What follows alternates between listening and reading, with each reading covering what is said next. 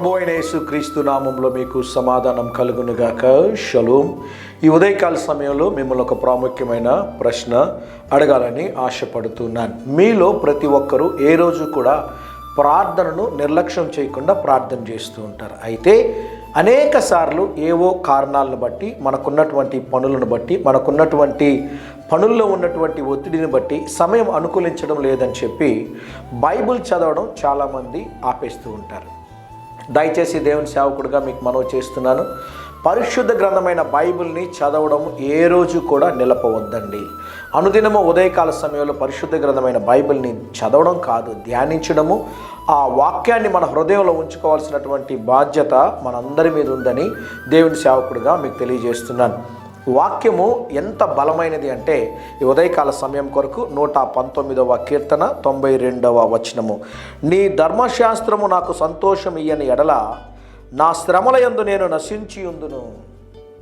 భక్తుడు అద్భుతమైన మాట అంటాడు, నీ వాక్యము నన్ను ఆదరించకపోయి ఉంటే, నా శ్రమలలో, నా కష్టాలలో, నా ఇబ్బందుల్లో, నేను గాఢాంధకారపు లోయలలో నేను వెళుతున్న సందర్భంలో నీ వాక్యమే కానీ లేకుండా పోయి ఉంటే, నీ వాక్యము నన్ను ఆదరించకపోయి ఉంటే నేను నశించుదును అంటాడు. వాక్యానికి ఉన్నటువంటి శక్తి ఏంటో తెలుసానండి? ఈ పరిశుద్ధ గ్రంథంలో ఉన్నటువంటి ప్రతి మాట కూడా జీవము కలిగిన దేవుని యొక్క మాటలని దేవుని సేవకుడిగా మీకు జ్ఞాపకం చేస్తున్నాను.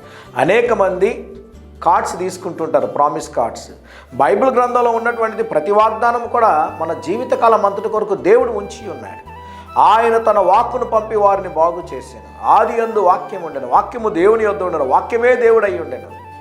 వాక్యము రెండంచెలు కలిగిన ఖడ్గం. ఈ వాక్యము నిన్ను బలపరుస్తుంది, వాక్యం నిన్ను స్వస్థపరుస్తుంది, వాక్యం నిన్ను ఆర్థికంగా ఆశీర్వదిస్తుంది, వాక్యం నీకు మంచి ఆరోగ్యాన్ని ఇస్తుంది, వాక్యం నిన్ను చక్కని మార్గంలో నడిపిస్తుంది. ఇన్ని శ్రేష్టమైన ఆశీర్వాదాలు ఉన్నాయి కనుక దివారాత్రములు దాన్ని ధ్యానించిన ఎడల మీరు తలపెట్టు కార్యములు అన్నిటిలో దేవుడు జయాన్ని అనుగ్రహిస్తాడు. ఉదయకాల సమయంలో పరిశుద్ధ గ్రంథమైన బైబిల్ని ధ్యానించండి, దేవుని యొక్క వాక్యాలను హృదయంలో ఉంచుకోండి. ఈ వాక్యము చేత మీరు నింపబడితే మీ హృదయము దేని గురించి కలవరపడరు, భయపడరు. దేవుడు మీకు చక్కని మార్గంలో మిమ్మల్ని దేవుడు నడిపిస్తాడని దేవుని సేవకుడిగా తెలియజేస్తున్నాను. ధైర్యంగా ఈ దినాన్ని ఎదుర్కోండి.